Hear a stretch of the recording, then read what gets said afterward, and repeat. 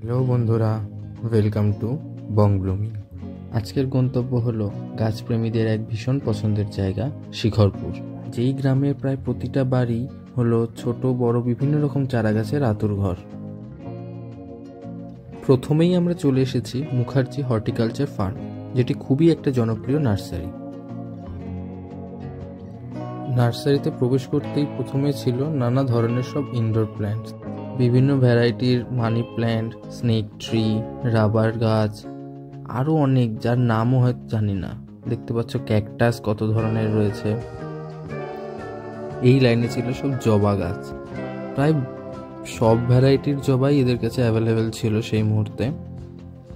এই হলুদ মিলিটা আমার নেওয়ার খুব ইচ্ছে ছিল, কিন্তু দামটা একটু বেশি থাকায় কেনা হলো না। বিভিন্ন ধরনের লাকি বাম্বুও ছিল।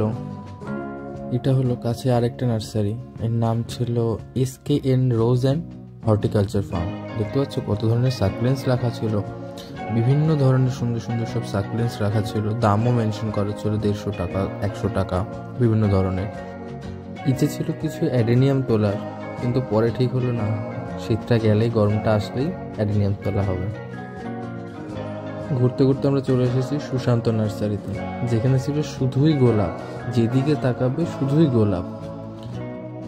এমন কোনো ভ্যারাইটি নেই যেই গোলাপ তুমি এখানে এসে পাবে না। আরও অবাক করার বিষয় হলো গাছের দাম শুরু হচ্ছে 25 থেকে 30 টাকা থেকে। তবে যেসব গাছে আইডি পড়ে যাচ্ছে সেসব গাছের একটু দাম বেশি, তবুও রিজনেবল, অনেকটাই রিজনেবল প্রাইসে পাওয়া যাচ্ছে এখানে বলে। দাদা তো এত সব ভ্যারাইটির নাম বললো, যা সব আমার এখন মনেও নেই, হয়তো 2-3 বার দেখলে পরে আমার মনে পড়বে সেগুলো। আর হ্যাঁ, আমি শিখরপুরে যে কটা নার্সারিতে গেছি সেগুলোর নাম, আরও কিছু নাম আমি ডেসক্রিপশনে অ্যাড করে দেবো। যদি সম্ভব হয় তোমরা অবশ্যই একবার গিয়ে ঘুরে এসো, আশা করি খুব ভালো লাগবে। তো এখান থেকে যা যা গাছ নেওয়ার নিয়ে আমরা রওনা দিলাম বাড়ির পথে। টাটা।